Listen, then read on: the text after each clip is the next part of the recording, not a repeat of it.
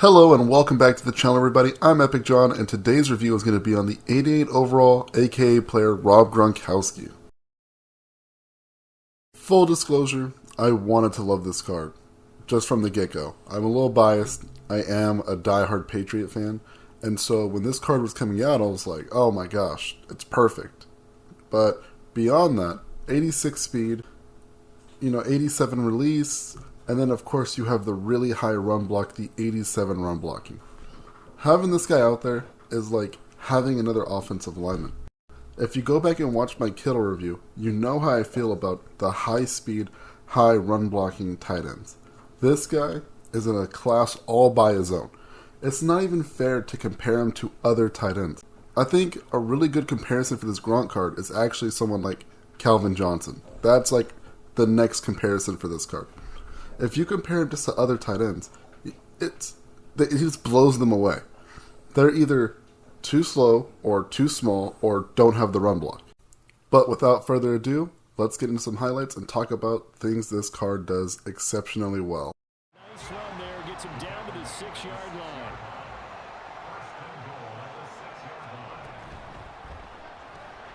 Rifles one complete into the hands of Gronkowski. And he's going to get into the end zone. Here's Griffin. And it's complete in the end zone. Touchdown 49ers. Rob Gronkowski. I'm also a fan. I love it when people take the big shots downfield, but he was under a lot of duress. And I think that forced the incompletion downfield. Didn't have a real good chance to find his target. And it's complete. Well, that didn't take long. One play, and we're already looking at a first-and-goal situation. Now Griffin.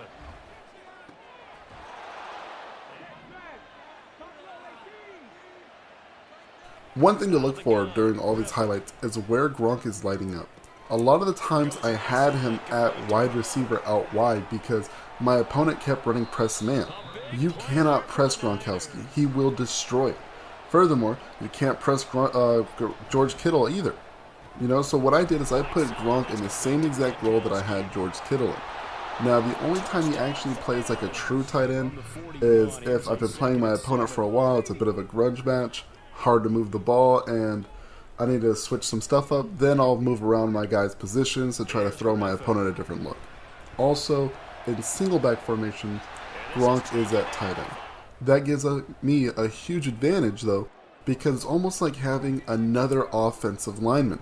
Having him and Kittle out there together, you're able really just to bully people. On third down, Griffin. And that's caught inside the 35.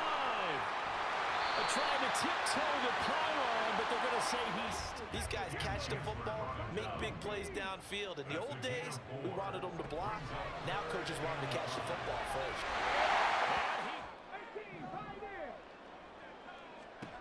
Griffin. Gonna air it out deep for Gronkowski. This is caught inside the 15. Touchdown. At this point, they'd hate to settle for 3, but they've created a fresh set of downs and a first and goal. Rifles one complete into the hands of Gronkowski. Operate from the red zone now on first down. Throwing again, Griffin. Now guys, I've shown you guys what Gronk does great. His route running, high point catching, his ability to separate. He is just a monster. Beating the press, everything he does, run after the catch, it's exceptionally well. It is amazing. But it's not all rainbows. Unfortunately, Gronk has some freaking demons, and I'm going to show those to you right now. How about the protection detail? They're not allowing anyone near the guy throwing the football.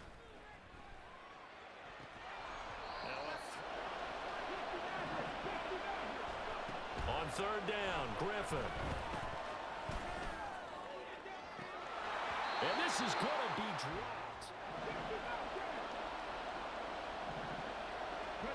Griffin. Just inside the 5 to about the 4. A lot of tired bodies on that field, but this is a big play, 3rd and goal. Now here's a look for the end zone. They'll try and throw for it with Griffin. And that is caught. What the back judge. So, how do I feel about this Gronkowski? Well, at times, he's the best card in the game, I feel like. There are many times during a game where he is the best player on the field. And I feel like that a lot of the time. But that game against the Eagles, in one of the clips I just showed you, where he dropped the high point pass, I ended up having to settle for a field goal. Opponent goes down, kicks a field goal, wins by a point. Had I scored that touchdown, things would have been different, right? And so he's costing me games. He has wide open drops, and I don't know why. Because Gronk is so good at is getting to certain spots. He gets to certain spots on the field so fast, and he's so tall that only he could have gotten to that spot. But what does getting there matter if he can't catch the ball? And so I had a really, really tough time with this card. Now, let's factor in that he's 600,000 coins, and with that, I'm probably going to end up giving him like a 6 out of 10. Because for everything that he does good, you cannot rely on this card. And if you can't rely on the card, and he's a liability on the field, should he even really be out there? I don't know. Because there are other times where, like I said, he is the best card in the game. Stiff-arming Sean Taylor, trucking over Lawrence Taylor, just doing crazy shit out there. Now, let's say in a couple weeks, you could pick this card up for 300,000 coins, 200,000 coins. Probably feel a bit differently about it. Probably feel like maybe he's closer to like an 8 out of 10. But right now, you could go get Calvin Johnson, who has deep out elite, deep in elite, short out elite, and you're not going to have these problems. So guys, that is my review. Thank you guys for stopping by. Until next time, I'm Epic John.